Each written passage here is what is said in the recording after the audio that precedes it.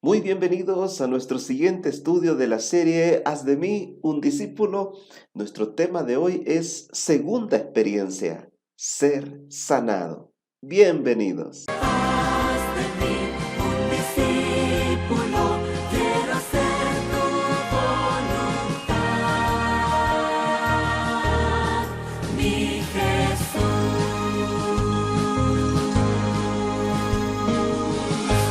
Bueno, como les dije, estamos ahorita hablando de la segunda experiencia que yo debo vivir para considerarme un discípulo de Cristo, para llegar a alcanzar esa experiencia maravillosa de ser un verdadero discípulo del Señor. Y esta es la experiencia de ser sanado. En el tema anterior estuvimos hablando de ser conquistado por su amor. Ahora hemos de entender que necesito alcanzar esa sanidad en Cristo Jesús. Y para eso quiero introducirme con tres historias así brevemente. La primera de ellas es de María Bárbara. Resulta ser que esta es una de las personas más bajitas del mundo. Ella nació con ese problema físico, no pudo crecer, se quedó muy pequeña y le costaba hasta caminar. Por esa razón, María Bárbara desde pequeña con su hermana se escondían de todos los invitados que llegaban y no quería que nadie las viera siquiera caminar. Eran personas llenas de muchos complejos, de muchos traumas, además de su evidente baja estatura. Sin embargo, un día María Bárbara se encontró con Jesús y Jesús transformó su vida. Llegó a tal punto de que María se convirtió en una líder de grupo pequeño, una fiel discípula de Cristo e instructora bíblica.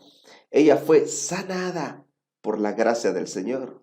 El segundo ejemplo es del pastor Felipe Izaguirre. Él es un amigo mío. Resulta ser que el pastor Felipe Izaguirre, antes de conocer a Jesús, antes de ser un ministro del Señor, él era un soldado en Honduras, experto en explosivos. Un día manipuló mal una granada en una prueba y esta le explotó. Y pues eso le quitó las manos, un ojo y le tuvieron que reconstruir el rostro y parte del pecho con injertos de piel de otra parte de su cuerpo. Cuando él se vio cara a cara con lo que le había sucedido a sus 19 años, pensó que su vida se había terminado. Él pensó, no me voy a casar, no voy a progresar, voy a ser una persona lisiada, necesitada. Y pues tuvo una lucha mental muy fuerte, hasta hizo 3 intentos de suicidio, todo porque no conocía a Jesús. Pero por esas cosas maravillosas y providenciales de la vida, en una ocasión viajó a Estados Unidos y allá conoció a Jesús. Allá entregó su vida a Él, allá se rindió a Cristo Jesús, gracias también a la insistencia de fieles hermanos que lo animaron a tomar esa decisión. Cuando él salió del bautisterio, se arrodilló y le dijo al Señor, Señor, no me permitas mendigar. Y así fue. El Señor restauró su vida, lo sanó completamente, sobre todo de su mente y de su espíritu.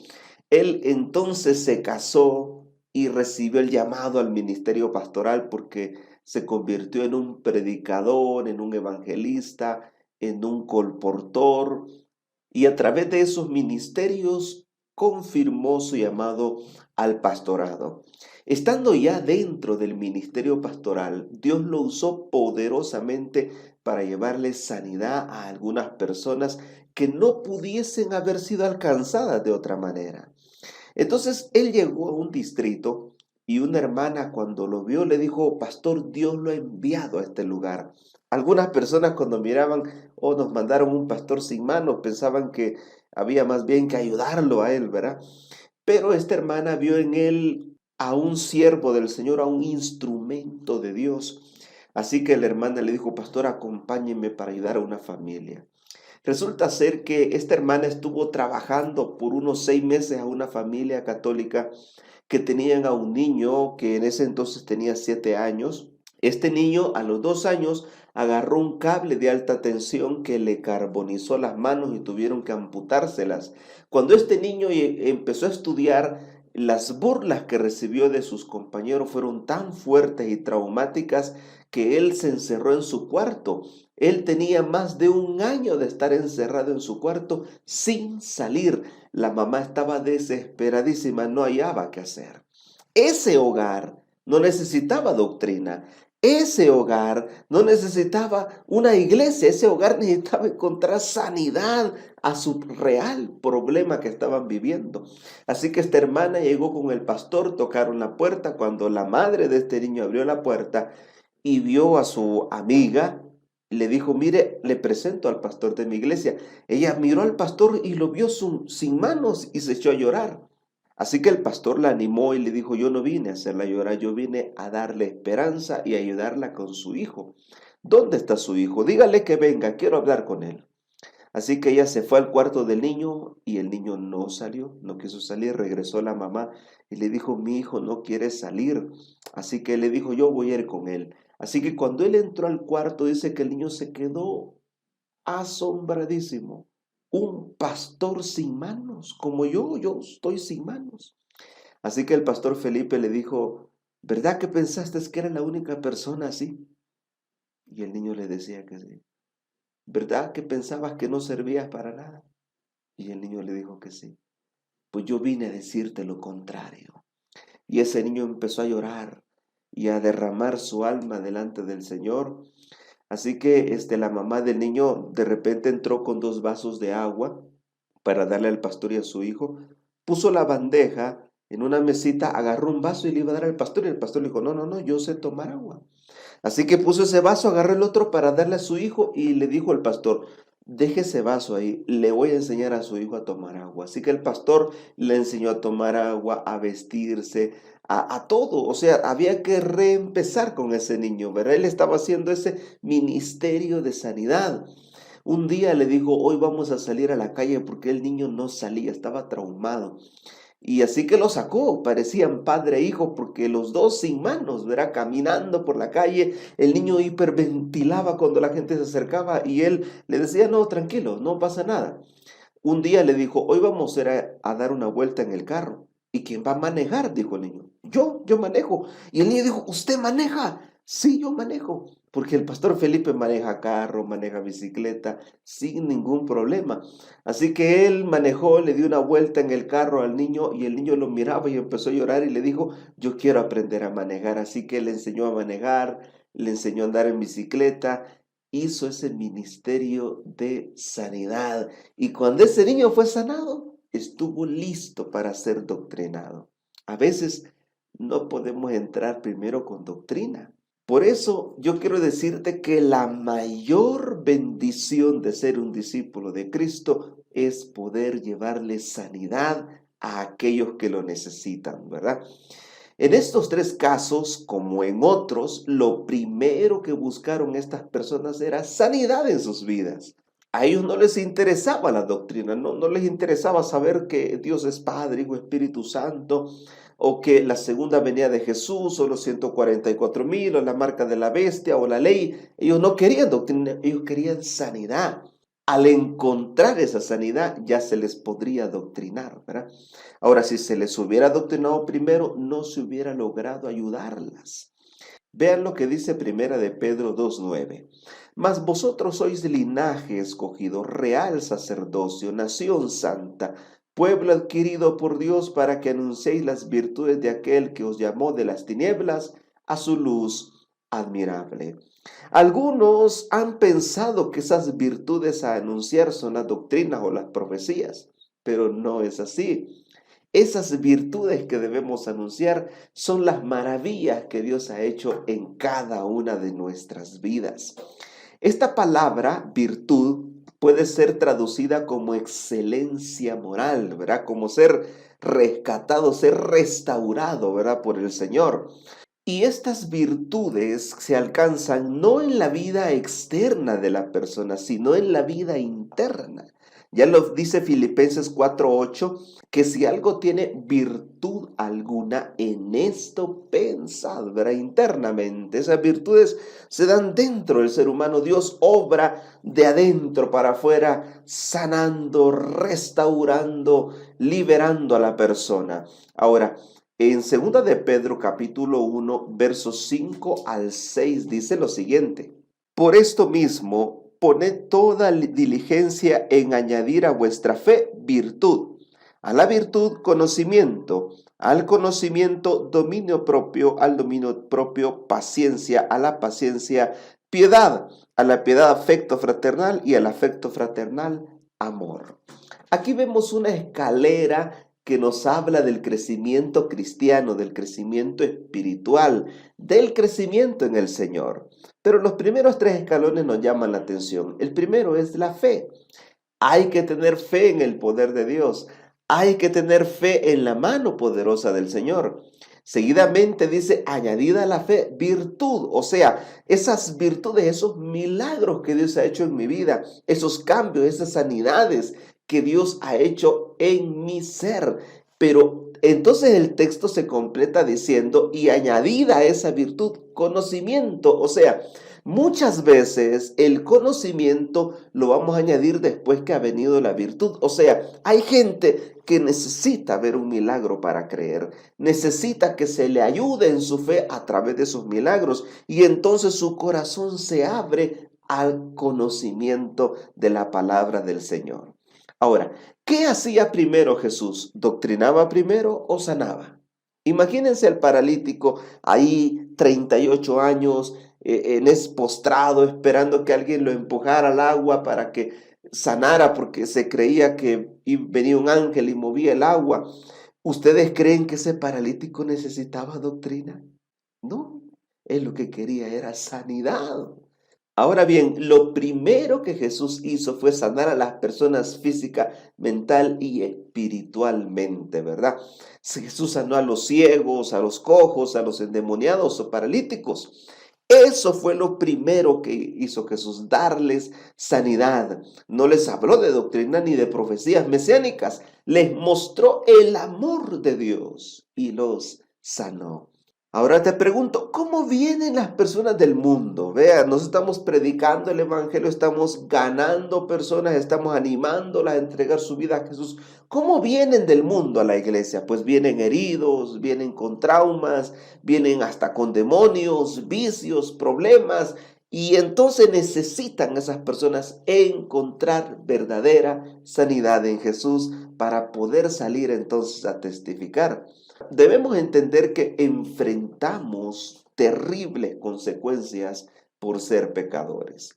Cada ser humano está enfermo de pecado y el pecado afecta nuestro sentido de existencia. Lo que significa es que nos lleva a una crisis existencial. A veces no sabemos quiénes somos, qué estamos haciendo aquí o hacia dónde vamos.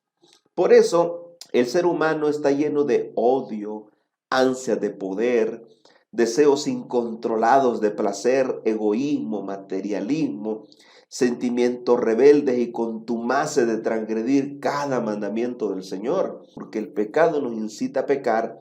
Después de pecar y de sufrir las consecuencias de ese pecado, entramos en un círculo vicioso de volver a pecar, de volver a caer, de volver a sufrir. ¿Quién nos puede sacar de este círculo vicioso?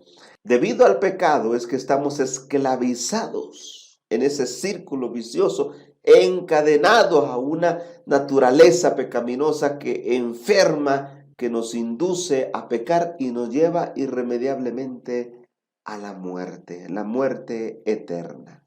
Vean lo que dice el profeta Isaías en el capítulo 64, verso 6.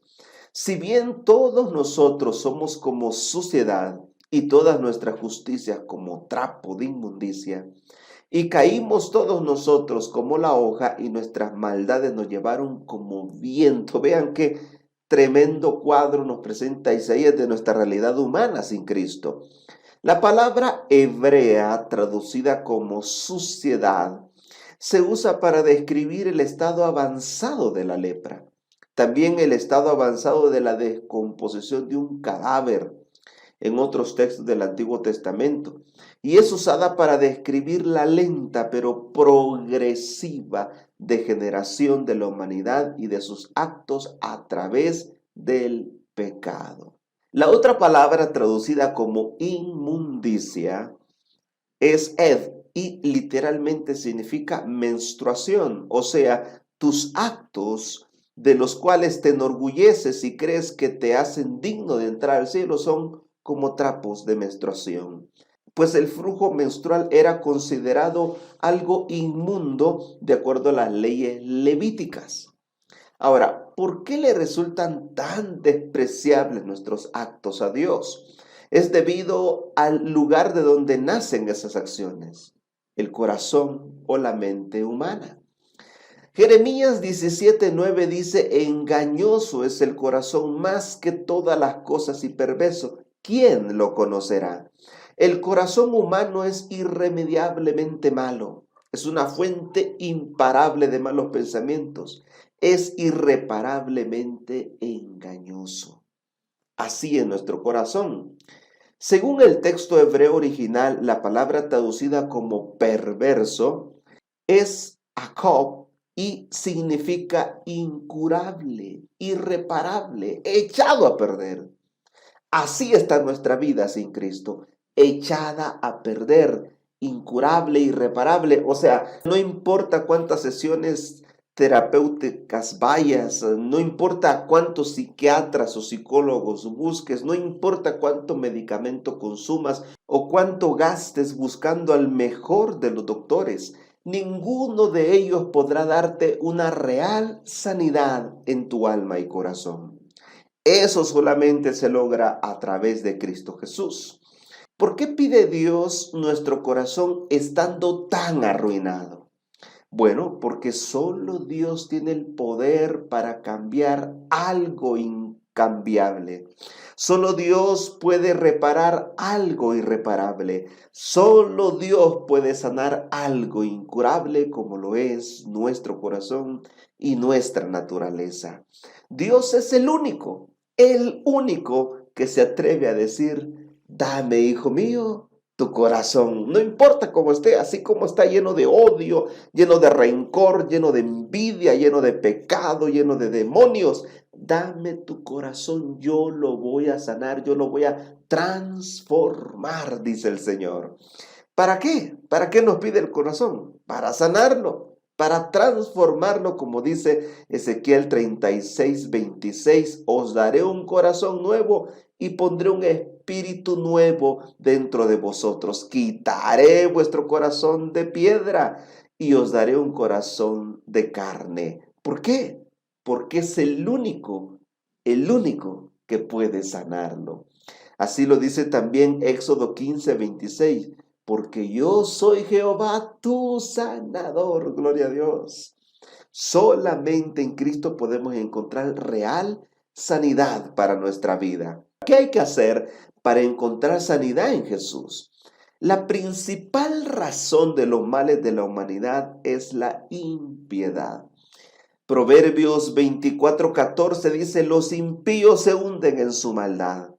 ¿Y por qué decimos que es la principal razón de los males de la humanidad? ¿Por qué?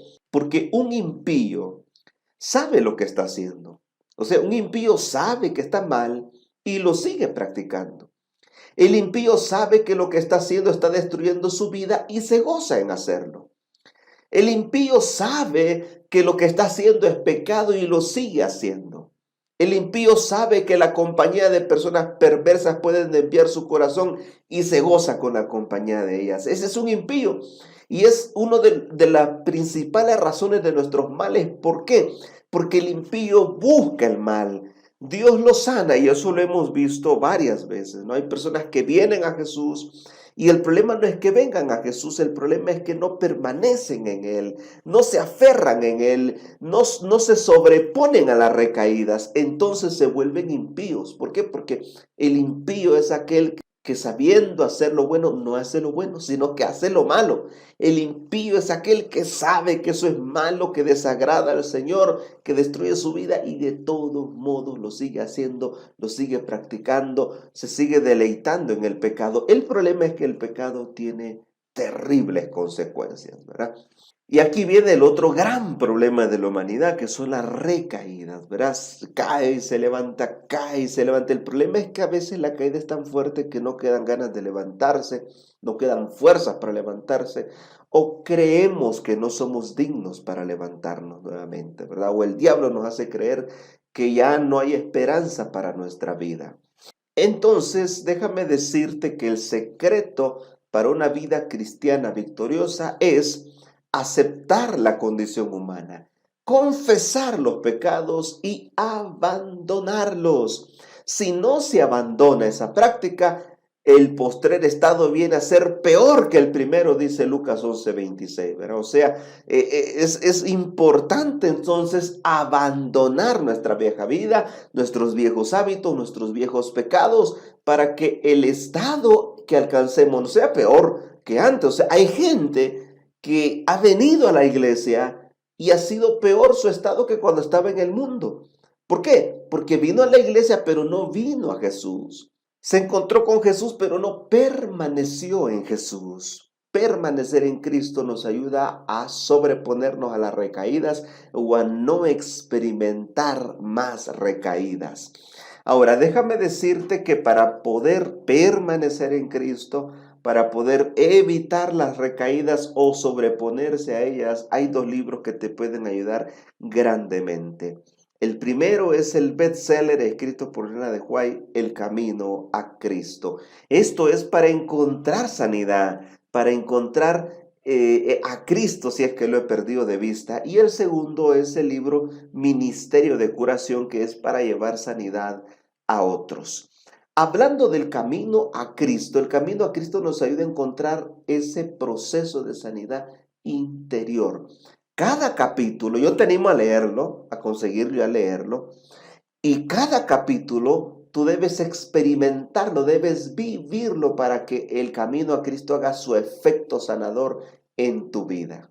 Entonces, el primer capítulo de este libro nos ayuda a sentirnos amados. No importa quién seamos, no importa lo que hayamos hecho. El primer capítulo nos dice o nos recuerda que Dios nos ama. El segundo capítulo nos ayuda a aceptar nuestra condición, aceptar que somos pecadores y aceptar que necesitamos ayuda, la ayuda del Señor para sanar de nuestros pecados y males. El otro capítulo habla del arrepentimiento. Yo debo buscar el arrepentimiento, yo debo vivir el arrepentimiento, que es un milagro que Dios hace en nuestra mente. El arrepentimiento nos ayuda a despreciar nuestras tendencias heredadas y cultivadas que son pecaminosas. Entonces viene la confesión, porque el arrepentimiento nos ayuda a reconocer, ¿no? Y la confesión nos ayuda a declarar esos pecados delante del Señor para que el Señor nos ayude a despreciarlos, a abandonarlos. Entonces, cuando yo acepto el amor de Dios, acepto mi condición, busco el arrepentimiento y la confesión, voy a experimentar la conversión, el cambio de vida, ¿verdad?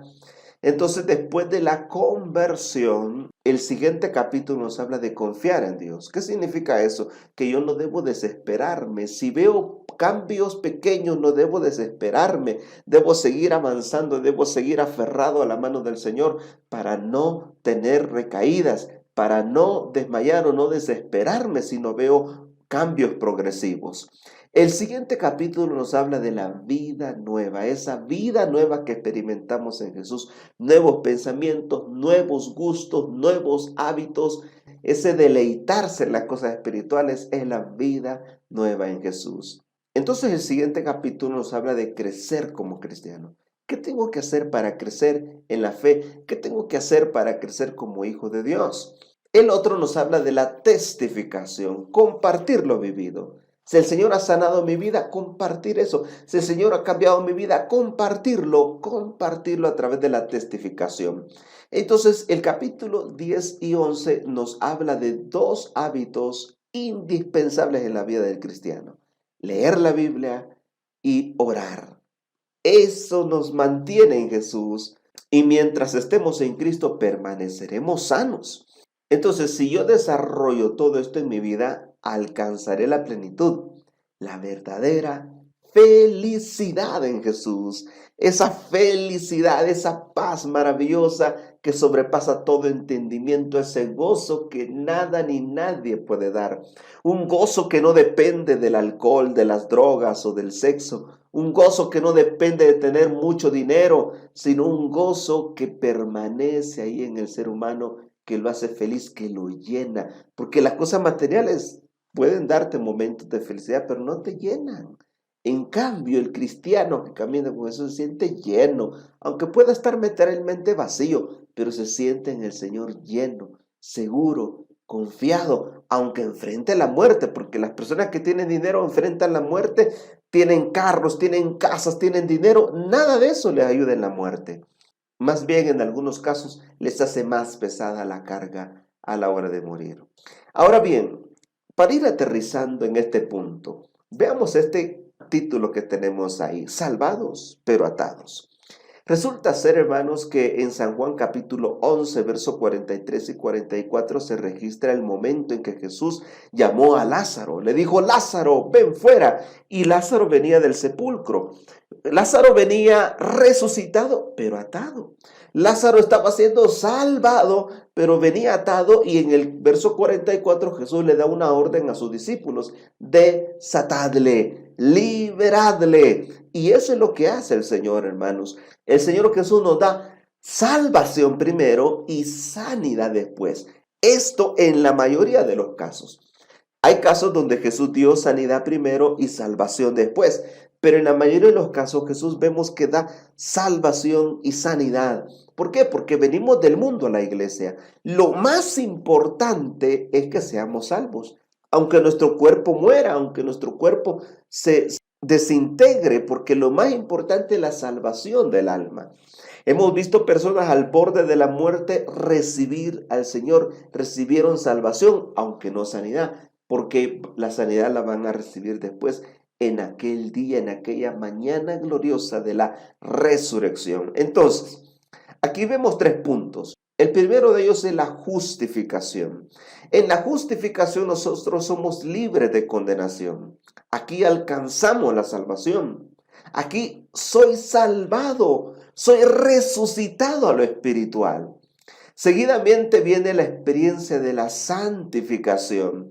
La santificación me ayuda a ser libre del dominio del pecado. Me ayuda a mantenerme salvo.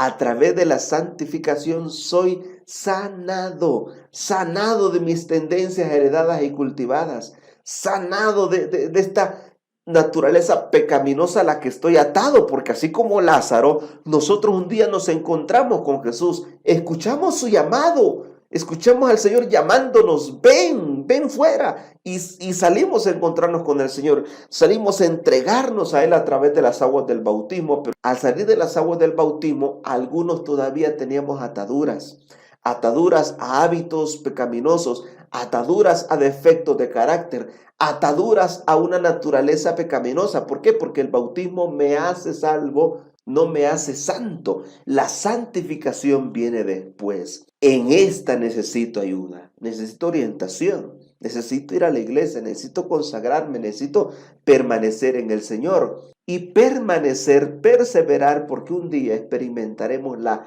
glorificación.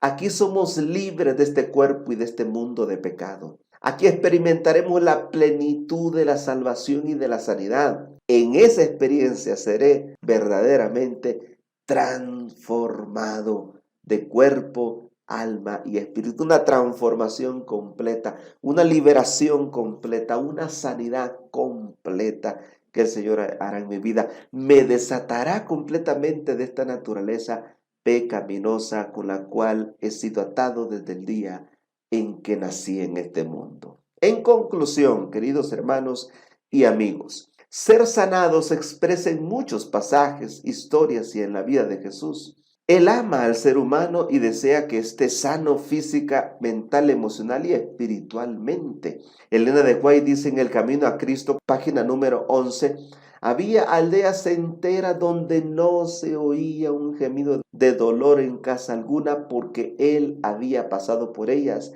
y sanado a todos los enfermos, porque es la voluntad del Señor llevarnos sanidad. Y esta otra cita en Consejos para la Salud, página 329, nos recuerda que si el Señor me sanó, yo debo entonces llevarle sanidad a otros. Pues la obra misionera médica es como el brazo derecho del mensaje del tercer ángel que debe ser proclamado en un mundo caído, y los médicos, gerentes y obreros de cualquier ramo, al desempeñar fielmente su parte, están haciendo la obra del mensaje. El brazo derecho nos ayuda a protegernos. Eso es lo que hace el mensaje de la salud.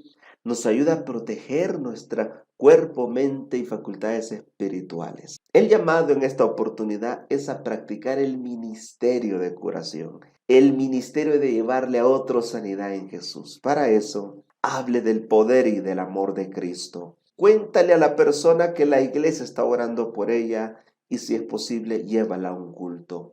Invítala a un grupo de esperanza. Los grupos de esperanza son pequeños grupos de hermanos que se reúnen en las casas para encontrarse con Jesús, el gran sanador del alma. Si el caso es demasiado fuerte, grave o escapa a las capacidades del líder, recomiende el caso al anciano de la iglesia, si es que éste sabe trabajar a través de la consejería para llevarle a esa persona sanidad. O si no, recomiéndelo al pastor. Aquí es importante que el pastor sepa cómo orientar a la persona a encontrar sanidad en Cristo, ¿verdad? Pero si esa situación en verdad escapa a nuestras manos, es importante buscar a un profesional de la salud mental, física, para beneficio de esa persona.